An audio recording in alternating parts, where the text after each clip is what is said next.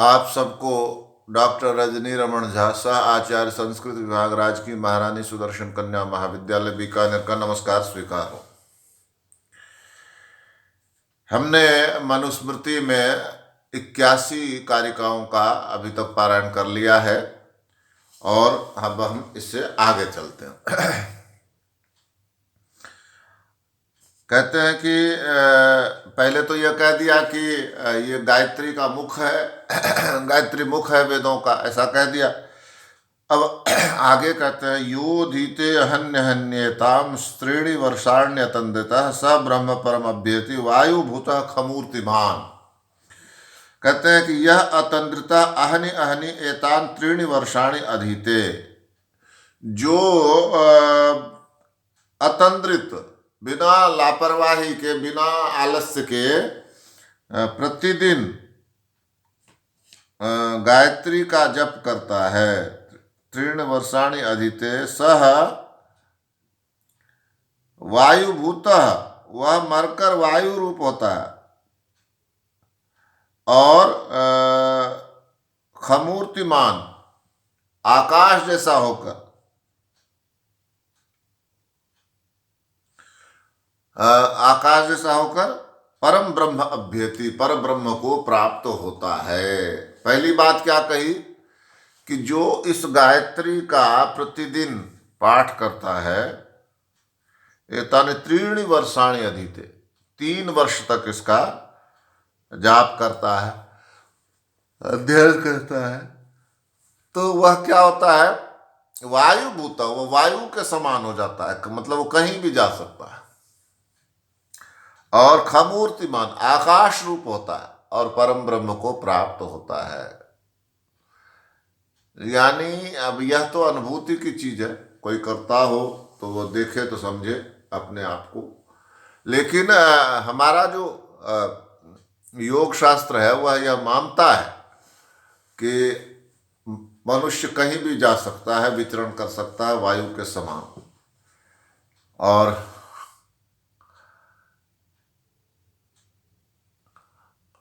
आकाश के समान व्यापक हो सकता है, उसकी कहीं भी गति हो सकती, आकाश के समान वो सर्वत्र होता है, परम ब्रह्म, पर ब्रह्म को प्राप्त होता है।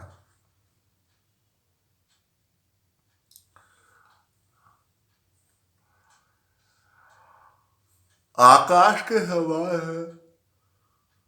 आकाश के समान होना का क्या अर्थ हुआ? आकाश के समान होना मतलब आकाश जैसे सर्वत्र है, उसी तरह वह भी सर्वत्र, उसकी चेतना सारे सर्वत्र फैल जाती, कहीं कोई जगह नहीं बचती जहां वह नहीं जाता।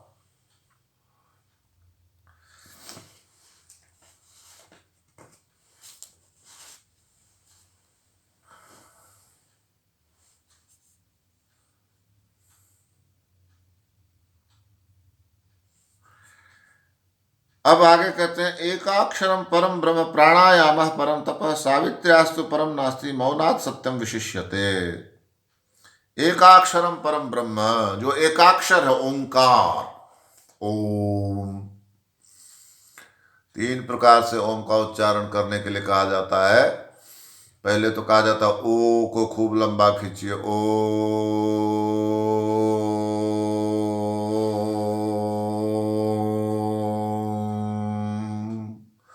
फिर दोनों को बराबर रखिए, ओ,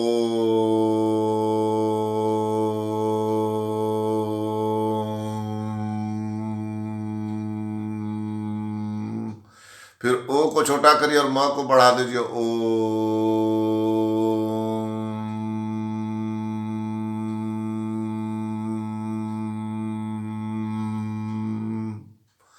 तो बताइए क्या यह ब्रह्म है?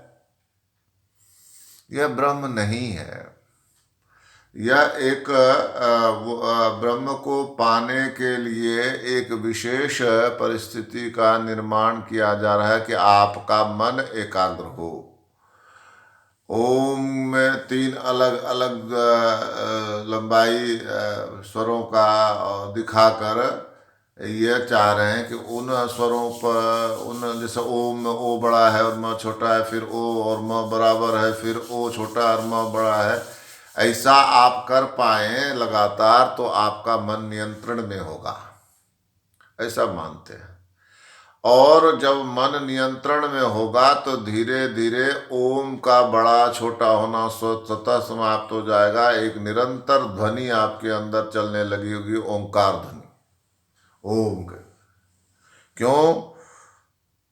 क्योंकि वही मूल नाद है, मूल ध्वनि है, उससे आपका तादात्म्य हो जाएगा। एकाक्षरम परम ब्रह्म, वह ओम जो है वह एकाक्षर है, परम परम ब्रह्म है। प्राणायाम परम तप, और प्राणायाम जो है वो परम तप है। सावित्र्या तो परम नास्ति, और गायत्री से बढ़कर कोई मंत्र नहीं है। अब मौनात् सत्यम विशिष्यते, और मौन रहने के अपेक्षा सच बोलना अच्छा है। एकाक्षरम परम ब्रह्म प्राणायाम परम तप, एकाक्षर ब्रह्म परम है और प्राणायाम परम तपः, प्राणायाम जो है वो परम तप है। प्राणायाम करते हैं ना, सांस खींचना, एक नाक से सांस खींचना, दूसरी नाक से छोड़ना, फिर एक नाक से खींचना, दूसरी नाक से छोड़ना, ऐसा करते हुए जब हम